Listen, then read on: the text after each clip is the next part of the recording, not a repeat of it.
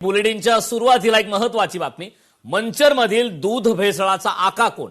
पुणे जिल्ह्यातील मंचर दूध भेसळ प्रकरणावरती कारवाई न करण्यासाठी तुकाराम मुंढेंवर नेमका कोणाचा दबाव? सुशांत हिंगे या राज्यातील दूध माफिया आहे.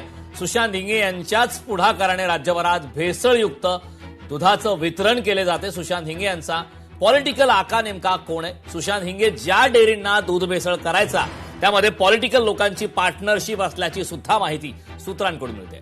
मंचर परिसरात ज्या डेअरींना भेसळयुक्त दूध वितरण करण्यात आलं त्याची नावे पोलिसांनी एफडीएला दिली आहेत. मात्र यावर या प्रकरणात अद्याप कोणतीही कारवाई करण्यात आलेली नाही. त्यामुळे दूध भेसळ करणाऱ्या यांच्यावर कारवाई कधी होणार असा सवाल आता स्थानिक नागरिक उपस्थित करत आहेत.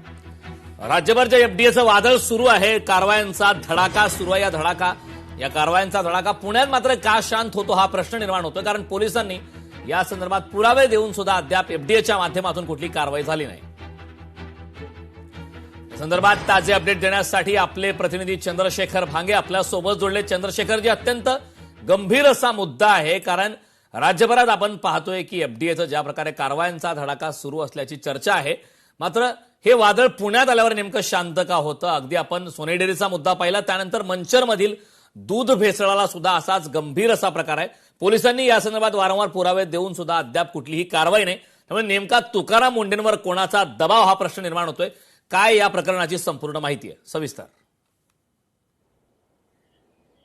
कारण खरं तर 4 जुलैला ज्या पद्धतीनं मंचरच्या सगळ्या दूध माफियांच्या गोडाऊन्सवरती छापेमारी झाली आणि या सगळ्या कारवाईमध्ये मंचर आणि परिसरामध्ये ज्या डेऱ्यांना भेसळयुक्त दूध दिलं जात होतं तो सुशांत हिंगे याच्या मुसक्या खरं तर पोलिसांनी आवळल्या. त्या सगळ्या कारवाईमध्ये एफडीए सुद्धा पोलिसांच्या सोबत होतं आणि ही कारवाई आपण खरं तर आता 1.5 महिना ओलांडलेला आहे. आणि या सगळ्या याच्यामध्ये आतापर्यंत पोलिसांनी 25 आरोपी अटक केलेले आहेत.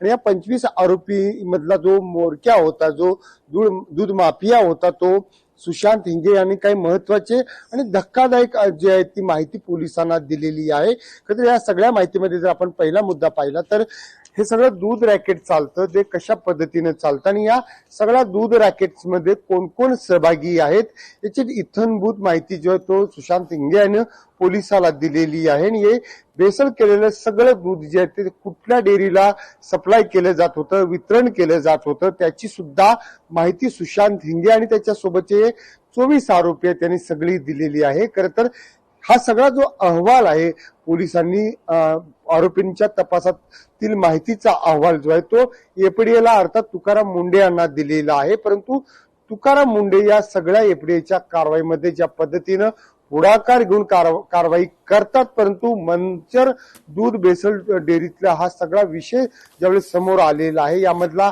आका कोण आहे, त्याच्यावरती कारवाई का होत नाही हा महत्वाचा सवाल उपस्थित केला जात आहे. याला राजकीय काय दबाव आहे का असा सुद्धा सवाल जो आहे तो उपस्थित केला जात आहे. ज्या पद्धतीनं मंचर आणि परिसरामध्ये हे सगळं रॅकेट सुरू होतं आणि 4 तारखेला जुलैच्या 4 तारखेला याच्यावरती छापेमारी झाली आणि याच्यातले 25 आरोपी नंतर अजून काही आरोपी जे आहेत ते फरार आहेत. पोलीस याच्यातला तपास केलेला आहे, त्याच्यातला सगळा अहवाल जो आहे तो तपासातला गोपनीय अहवाल एफडीएला दिलेला आहे आणि या एफडीएनं आता या सगळ्या अहवालावरती कारवाई करणार असल्याची माहिती सुद्धा खरं तर समोर येताना दिसत आहे.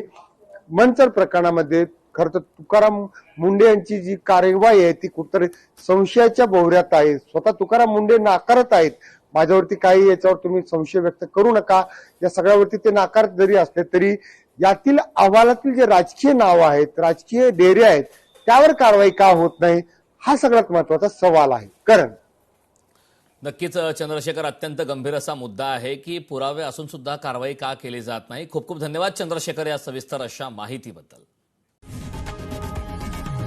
लोकशाही मराठी ऐका, पहा, जागरूक रहा.